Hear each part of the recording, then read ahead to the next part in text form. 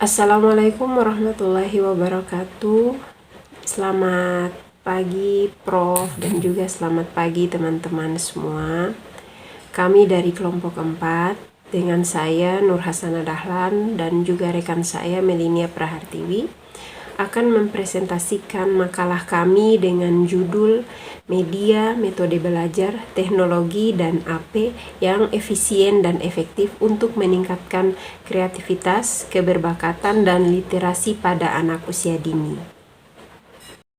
Yang pertama adalah media. Media berasal dari bahasa Latin dan merupakan bentuk jamak dari kata medium yang secara harfiah berarti perantara, yaitu sumber pesan, a source, dan penerima pesan, a receiver.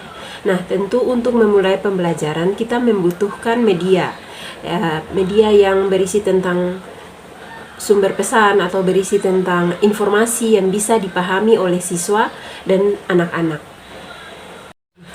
Untuk media belajar ini terbagi atas 3, yaitu media visual, kemudian media audio, dan yang ketiga adalah media audio visual. Yang pertama adalah media visual. Media visual adalah media yang dapat dilihat. Nah, media visual ini terdiri atas 2, yaitu media yang dapat diproyeksikan dan tidak dapat diproyeksikan. Media yang dapat diproyeksikan yaitu contohnya seperti film atau slide yang dapat bergerak dan juga video animasi. Nah, kemudian media yang tidak dapat diproyeksikan. Media yang tidak dapat diproyeksikan adalah media mati atau media yang tidak dapat bergerak, yaitu contohnya seperti foto, kemudian peta, dan juga poster, dan juga media relia. Nah, media relia ini itu contohnya media yang nyata yang bisa dipakai untuk membantu pembelajaran, yaitu contohnya seperti di kelas itu seperti batu, kemudian bunga. Yang kedua adalah media audio. Media audio ini mengandung pesan dalam bentuk auditif yang hanya bisa didengar, yang dapat merangsang perhatian, perasaan, kemudian pikiran, dan kemauan anak dalam mempelajari isi tema tersebut. Contoh media audio ini yaitu media kaset suara yang bisa diputar. Nah, contoh di dalam kaset itu diputarkan lagu yang berisi tentang pesan-pesan atau nilai-nilai yang bisa mengembangkan atau menstimulasi perkembangan anak. Media yang ketiga adalah media audio visual, yang merupakan kombinasi antara media audio dan juga media visual, atau biasa disebut dengan pandang dengar. Nah, contoh dari media audio visual ini yaitu media televisi, kemudian film pendidikan, yang dimana itu berisi tentang film yang bisa mengajarkan nilai-nilai moral atau nilai-nilai yang baik untuk anak. Dan dalam media audiovisual ini tentu membutuhkan pengawasan dari guru dan juga orang tua dalam memilih tontonan yang baik untuk anak, yang bisa menstimulasi perkembangannya. Yang berikut adalah metode belajar.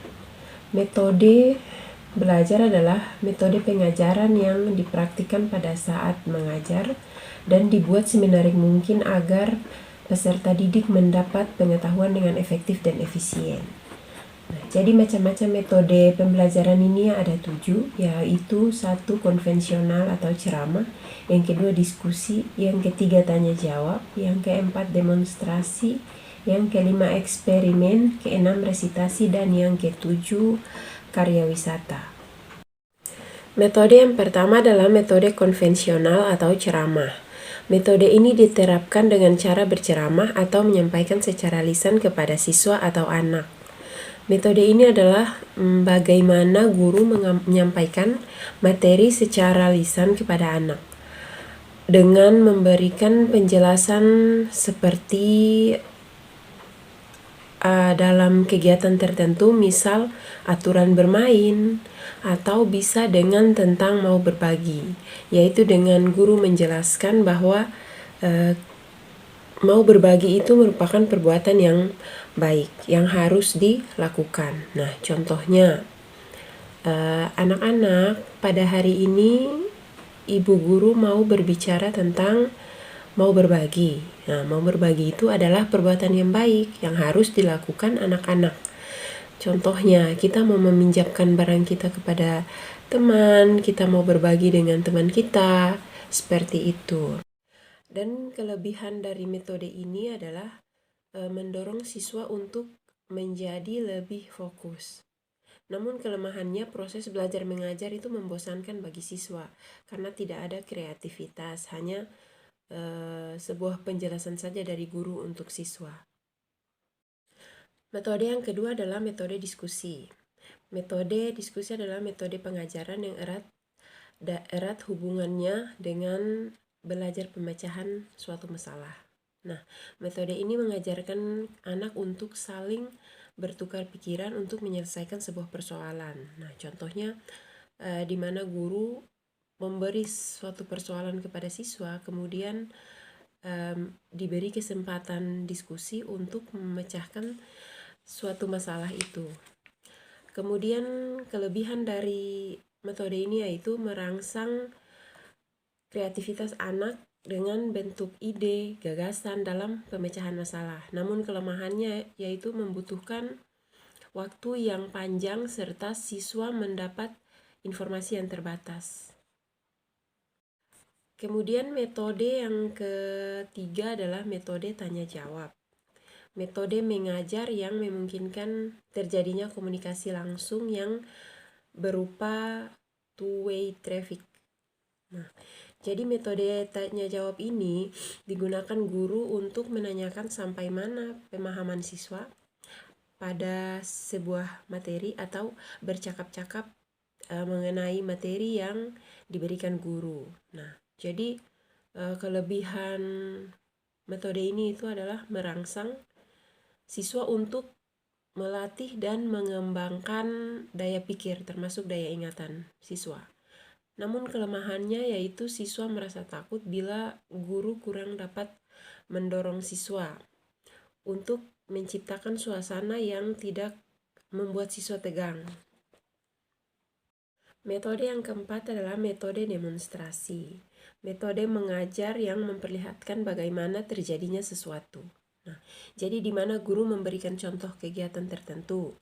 Misalnya guru memperagakan urutan cara memasak telur atau hal-hal sederhana seperti membuat perahu dengan kertas origami. Kemudian anak melihat, memperhatikan, bahkan bisa untuk mempraktikkan. Kelebihan dari metode ini adalah siswa lebih mudah memahami apa yang dipelajari. Namun kelemahannya memerlukan keterampilan guru secara khusus serta kurangnya fasilitas. Yang kelima adalah metode eksperimen. Jadi metode eksperimen ini itu cara penyajian pelajaran di mana siswa melakukan percobaan dengan mengalami dan membuktikan sendiri sesuatu yang dipelajari. Nah, metode eksperimen ini contohnya temanya tentang gejala alam seperti membuat percobaan sains atau membuat pelangi di dalam gelas yang bahan-bahannya mudah didapat seperti memakai pewarna makanan, kemudian minyak atau sabun yang ketika dicampur itu menghasilkan sebuah pelangi. Atau bisa juga dengan eksperimen sederhana tentang turunnya hujan. Dan kelebihan dalam metode ini yaitu membuat siswa untuk menciptakan sebuah terobosan baru. Namun kelemahannya itu cenderung sesuai dengan bidang dan sains dan teknologi. Kemudian setiap percobaan itu tidak selalu memberikan hal atau hasil yang diharapkan. Metode yang keenam adalah metode resitasi. Metode pembelajaran resitasi merupakan metode mengajar dengan siswa diharapkan membuat resume tentang materi yang sudah disampaikan oleh guru. Nah, jadi kelebihan metode ini yaitu siswa menjadi lebih ingat dengan materi.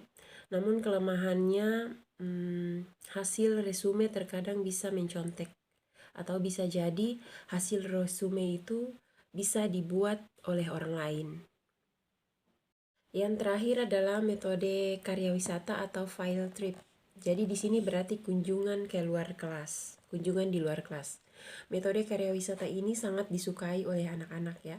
Jadi anak bisa belajar secara langsung dan mengalami pengalaman secara langsung. Misalnya ingin belajar tentang binatang, berarti karya wisatanya ke kebun binatang. Jadi di mana di sana anak bisa melihat secara langsung yang tentang tema yang sedang dilaksanakan. Nah, kemudian kelebihan dari metode karya wisata ini adalah memiliki prinsip pengajaran modern dengan memanfaatkan lingkungan nyata. Tapi kelemahannya yaitu kurangnya fasilitas dan perlu perencanaan yang matang serta perlu koordinasi dengan pihak terkait. Ya, baik. Itu tadi penjelasan media dan juga metode belajar. Nah, kemudian untuk materi selanjutnya akan dilanjutkan oleh Meli. Baik, yang selanjutnya ada media pembelajaran berbasis teknologi. Media pembelajaran berbasis teknologi dapat diartikan sebagai alat dan bahan yang digunakan dalam proses pembelajaran dengan memanfaatkan teknologi. Di era digital ini, menggunakan teknologi sebagai media pembelajaran sudah menjadi suatu keharusan. Dengan adanya media pembelajaran berbasis teknologi dapat memungkinkan guru untuk menciptakan pembelajaran yang lebih interaktif dan juga menarik, serta memudahkan guru dalam memperjelas pesan atau informasi yang akan disampaikan. Contohnya, jika di anak usia dini, pembelajaran dengan tema lebah, dengan adanya media pembelajaran berbasis teknologi ini, anak dapat mengetahui atau dapat melihat dengan jelas di mana hidupnya lebah, bagaimana lebah mengumpulkan madu, dan bagaimana dengan sarang lebah itu sendiri. Jenis media pembelajaran berbasis teknologi antara lain seperti media interaktif, digital video dan juga animasi, kemudian ada podcast, IR, dan juga VR. Media interaktif adalah media pembelajaran yang mengkombinasikan berbagai media seperti teks, gambar, suara, animasi, video, dan lainnya untuk menyampaikan pesan pembelajaran. Nah, dengan media pembelajaran ini dapat memberikan anak pengalaman belajar yang lebih menarik dan juga interaktif. Cuma tidak hanya itu saja, multimedia interaktif juga dapat mempersingkat waktu mengajar guru, meningkatkan kualitas belajar siswa, dan memungkinkan untuk melakukan pembelajaran di mana saja dan kapan saja. Nah, contoh dari penggunaan media pembelajaran berbasis teknologi ini adalah Microsoft PowerPoint, Canva, Python, Google Classroom, dan juga Kuiper. Selanjutnya, media pembelajaran berbasis teknologi yang dimanfaatkan oleh guru adalah juga ada digital video dan juga animasi. Media pembelajaran seperti ini dinilai lebih efektif dan menarik bagi anak dibandingkan dengan menggunakan buku teks saja. Karena dengan adanya pembelajaran berbasis video dapat memudahkan anak untuk memahami penjelasan guru karena ada gambar yang ditampilkan. Media pembelajaran ini juga lebih menarik karena adanya gambar dan simbol yang ditampilkan memungkinkan untuk penyerapan informasi anak yang lebih cepat, mudah, dan anak mudah dalam mengingat materi yang sedang diajarkan. Kemudian ada berbagai jenis media pembelajaran berbasis video yang dapat dikembangkan antara lain seperti mikrovideo, yaitu video instruksional pendek yang berfokus pada penjelasan satu topik saja sehingga cocok diterapkan saat guru ingin menjelaskan suatu konsep sederhana dan rumit. Kemudian juga ada tutorial, yaitu video yang menjelaskan langkah-langkah yang perlu dilakukan untuk menyelesaikan suatu tugas. Kemudian ada screencast, yaitu mirip dengan jenis video tutorial, tetapi screencast berbentuk rekaman video digital yang merekam aktivitas di layar komputer seseorang. Nah, jenis video ini sangat cocok jika guru ingin memberikan contoh secara langsung terhadap suatu tugas kepada siswa. Kemudian yang keempat ada animasi digital yang dikemas dalam bentuk video sehingga membuat pembelajaran menjadi lebih menarik. Selanjutnya ada podcast atau play on demand and broadcast. Adalah sebuah media digital yang tersedia dalam bentuk rekaman audio yang dapat didengar oleh banyak orang secara terbuka. Nah, sekilas podcast ini adalah hampir sama seperti radio, tetapi bedanya podcast membutuhkan koneksi internet untuk mendengarkan rekaman audio tersebut, sedangkan radio bisa didengarkan di mana saja dan kapan saja tanpa koneksi internet. Belakangan, podcast sering dimanfaatkan sebagai media pembelajaran. Hal ini dikarenakan podcast dapat memberikan berbagai manfaat untuk siswa maupun guru dalam belajar. Guru tidak perlu menjelaskan materi pembelajaran secara berulang kepada siswa, cukup memberikan link podcast yang sudah dibuat sebelumnya kepada siswa, sehingga siswa dapat mendengarkan kembali penjelasan guru terhadap suatu materi yang belum dipahaminya melalui podcast.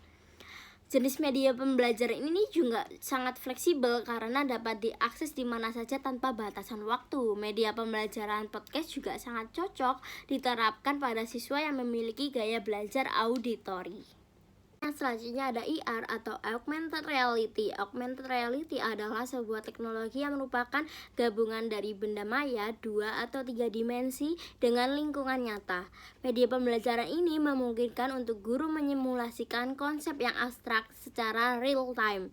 Namun, untuk menggunakan media pembelajaran IR ini membutuhkan bantuan alat khusus seperti webcam, kamera, dan juga kacamata khusus IR. Kemudian ada VR atau Virtual Reality adalah sebuah teknologi yang memungkinkan seseorang untuk merasa seolah-olah melihat secara langsung, bahkan terlibat langsung secara fisik dalam suatu aktivitas dengan bantuan komputer dan sejumlah peralatan tertentu. Nah, gambar yang ditampilkan dengan teknologi virtual ini adalah berbentuk 3 dimensi sehingga terlihat lebih nyata. Cara memilih jenis media pembelajaran yang tepat adalah dengan yang pertama, sesuaikan dengan tujuan pembelajaran. Setiap kegiatan memiliki tujuan pembelajaran masing-masing. Oleh karena itu, media pembelajaran yang dipilih sebaiknya disesuaikan dengan pencapaian tujuan pembelajaran yang telah ditetapkan sebelumnya. Kemudian yang kedua, perhatikan keefektivitasannya. Dari berbagai jenis media pembelajaran berbasis teknologi yang tersedia, pilihlah media yang paling efektif untuk mencapai tujuan pembelajaran yang telah ditetapkan. Yang ketiga, dilihat dari karakteristik peserta didik. Ketika memilih jenis media pembelajaran berbasis teknologi yang diinginkan, perlu menyesuaikan dengan karakteristik siswa, baik dari segi kemampuan, pengalaman, maupun menarik atau tidaknya media pembelajaran bagi siswa. Dan juga pertimbangkan jenjang pendidikan anak, jumlah siswa di kelas, dan juga gaya belajarnya. Yang keempat adalah ketersediaan media pembelajaran. Pastikan media pembelajaran yang ingin digunakan tersedia. Jika belum, pertimbangkan kembali apakah mudah untuk memperoleh media tersebut. Dan juga beberapa alternatif yang digunakan adalah misalnya seperti membuat media pembelajaran sendiri, meminjam, ataupun juga menyewa. Kemudian yang kelima, kemampuan dalam menggunakannya. Berbagai media pembelajaran berbasis teknologi memerlukan keterampilan khusus untuk mengoperasikannya. Oleh karena itu, perlu mempertimbangkan kemampuan dalam menggunakan media pembelajaran tersebut. Kemudian di sini ada 3 prinsip media digital untuk anak yang harus dipahami oleh guru PAUD dan juga orang tua. Yang pertama, media digital yang berkualitas harus ramah anak, yaitu tidak merusak kesehatan fisik dan mentalnya serta memfasilitasi perkembangan diri mereka.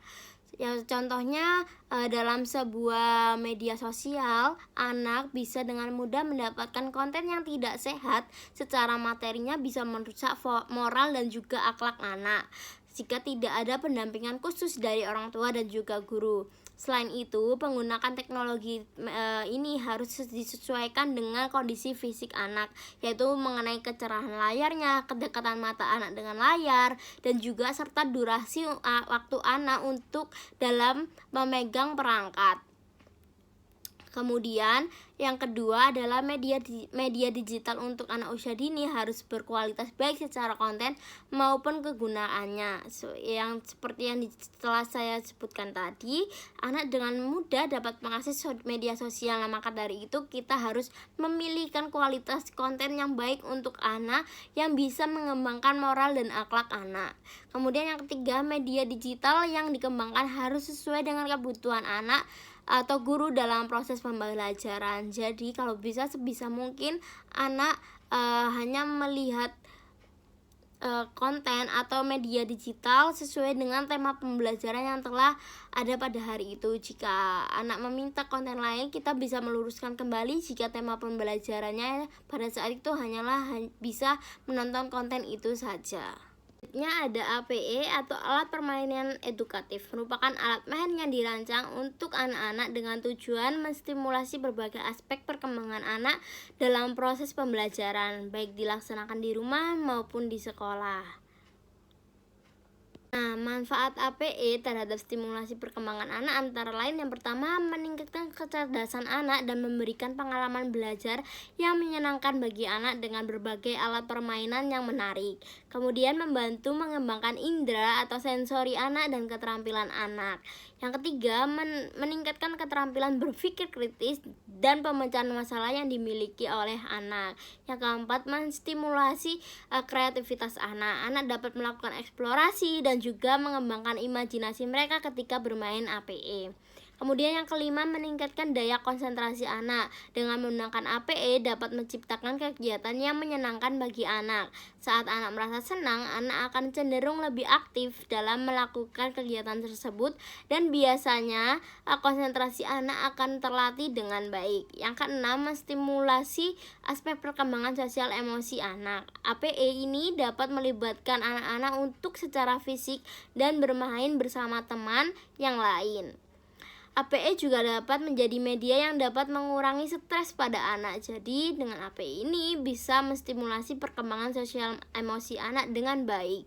Kemudian ada hal-hal yang harus dipertimbangkan dalam memilih APE. Yang pertama, sesuaikan APE dengan usia anak. Kita dapat mempelajari terlebih dahulu kebutuhan anak pada masing-masing usianya. Kemudian pemilihan APE yang tidak sesuai dengan usia anak dapat membuat anak frustasi karena terlalu sulit atau merasa jenuh karena terlalu mudah dalam memainkannya. Jadi harus dipertimbangkan dengan usia anaknya. Kemudian pertimbangkan berbagai manfaat APE untuk anak, yaitu misalnya dengan memilih APE yang mendorong kreativitas atau disesuaikan dengan kebutuhan stimulasi aspek perkembangan anak tertentu. Kemudian yang ketiga, pilihlah APE yang sesuai dengan minat anak. Namun demikian, kita dapat memperkenalkan juga alat dan bahan main yang baru agar kegiatan anak lebih beragam. Yang keempat, pilihlah APE yang terjamin keamanan dan juga keselamatannya. Dilihat dari tumpulnya, besar kecilnya APE dengan anak, kemudian juga berat dan ringannya, serta bahan yang digunakan dalam pembuatan APE tersebut. Kemudian kita dapat memanfaatkan berbagai media, sumber belajar atau alat main dan bahan main yang ada di lingkungan sekitar untuk APE. Nah, dengan hal tersebut, kita harus mempertimbangkan pemanfaatan alat dan bahan main yang tersedia di lingkungan sekitar, yaitu kurang lebih seperti mengidentifikasi alat dan bahan main yang ada di sekitar dengan membuat daftar perlengkapan atau alat dan bahan main yang tersedia.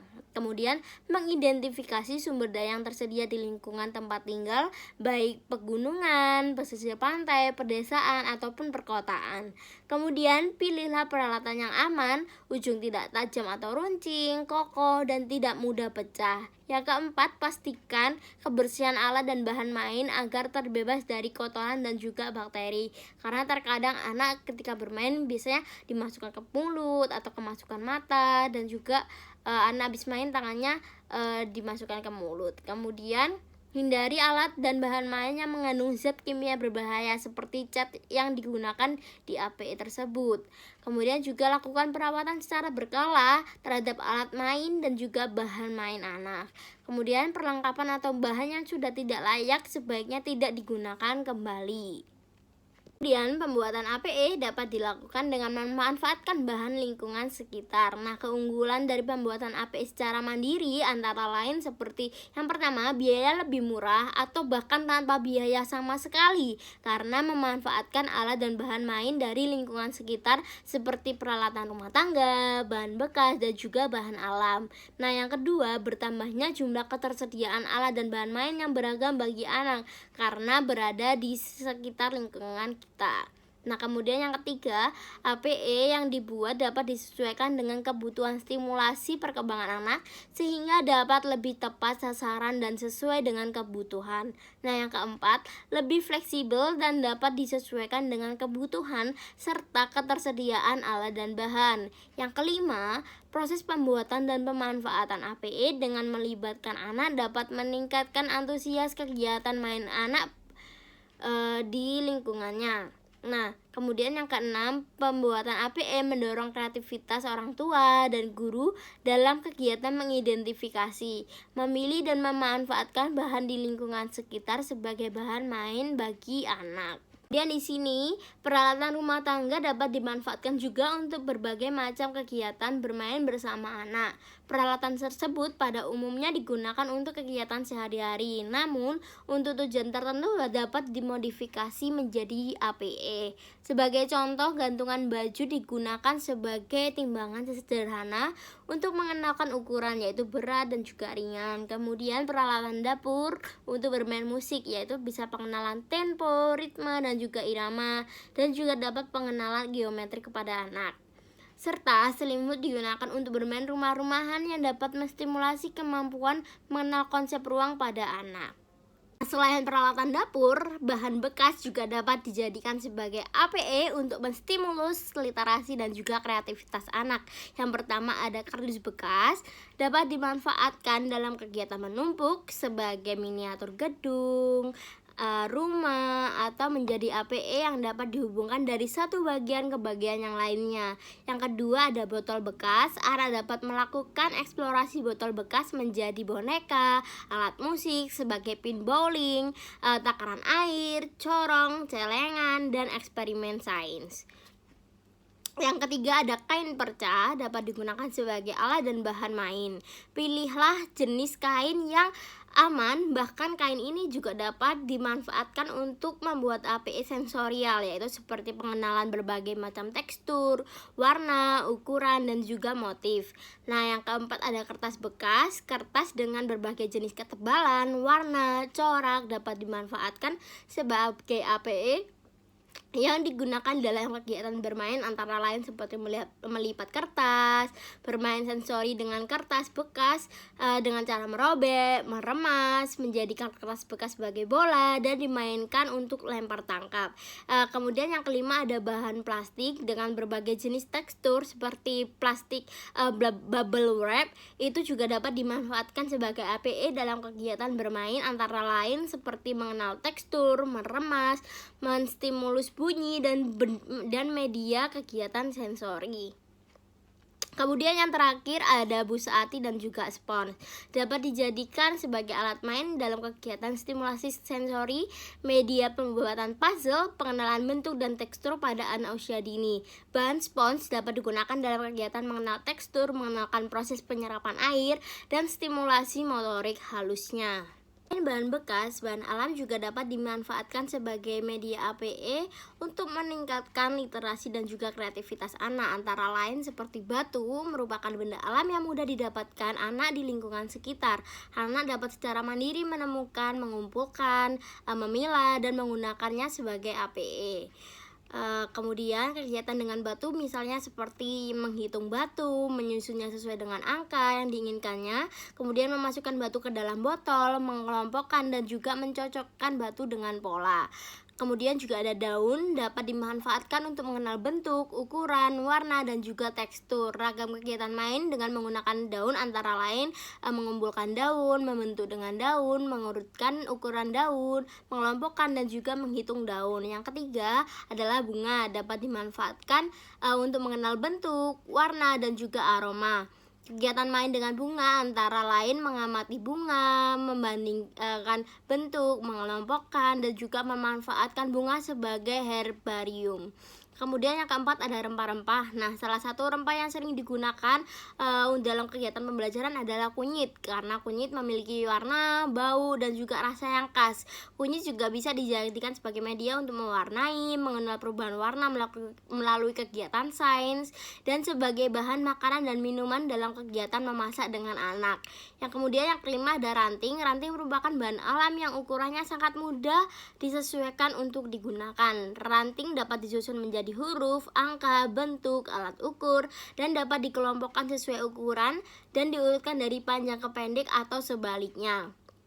Kemudian juga ada bulu unggas, dapat dimanfaatkan untuk bahan dasar dalam membuat APE yang dapat menstimulus berbagai pengetahuan dan keterampilan anak. Sebelum digunakan oleh anak, sebaiknya bulu unggas telah dicuci terlebih dahulu dan dikeringkan, dan juga dikeringkan. Pendidik dapat mengajak anak dalam kegiatan main dengan bulu unggas seperti mengenal tekstur dan massa benda, misalnya dengan cara melakukan eksplorasi tekstur bulu, permainan set meniup bulu untuk pengenalan arah, dan juga menjadikan bulu unggas menjadi kreativitas yang dapat digunakan oleh anak. Kemudian juga ada kerang yang dikumpulkan dari perjalanan ke pantai dapat menjadi bahan yang bermanfaat dan menghasilkan APO untuk anak. Setelah dicuci dan keringkan, kerang dapat digunakan untuk bermain seperti mengamati kerang dengan kaca pembesar, kemudian meraba kerang, membuat hiasan dari kerang, dan juga menguratkan kerang dari paling besar ke yang paling kecil ataupun sebaliknya. Nah, kemudian juga ada tanah liat, dapat digunakan sebagai alat dan bahan main bagi anak. Tanah liat juga dapat dimanfaatkan dalam pengenalan tekstur, keras lunak, melatih motorik halus, kreativitas, dan juga imajinasi anak. Kemudian juga ada biji-bijian, dapat dimanfaatkan sebagai bahan main dalam melakukan kegiatan menakar, menuang, menjumput, menjimpit, mengukur, membilang, mengosongkan, mengisi, dan melakukan percobaan menanam biji-bijian. Nah, pengawasan orang tua dan guru dalam penggunaan biji APE sangat diperhatikan, terutama jika melibatkan anak 3 tahun ke bawah, karena ukuran biji-bijian yang sangat kecil dan rentan untuk masuk di area-area indera anak. Kemudian juga ada cahaya, dapat dimanfaatkan sebagai sarana bermain bersama dengan anak. Dengan menggunakan cahaya dapat mengenalkan konsep bayangan, mempelajari konsep ukuran, jarak, dan warna yang beragam, dan juga sumber cahaya. Kemudian untuk memberikan pengalaman cahaya dapat berubah warna sesuai dengan benda yang ditembusnya. Pendidik dapat menyediakan benda-benda transparan yang dapat ditembus oleh cahaya. Nah, kemudian yang ke-11 ada sayuran dan buah, dapat dimanfaatkan sebagai APE. Dengan cara guru dan orang tua dapat mengenalkan manfaat sayur, buah, dan juga mengajak untuk mencicipi rasanya, memanfaatkan bonggol sayuran seperti sawi, wortel, lobak, pakcoy, bayam, stroberi, dan lain-lain untuk dijadikan sebagai permainan mencap angka, huruf, atau menjadi media untuk membilang. Nah, kulit buah seperti jeruk bali dan juga salak, pisang, semangka, melon juga dapat dijadikan sebagai media pengenalan tekstur, warna, dan juga bentuk-bentuk yang beragam. Ya, terima kasih Prof dan juga teman-teman. Mohon maaf jika banyak kekurangan. Wabillahi taufiq wal hidayah. Wassalamualaikum warahmatullahi wabarakatuh.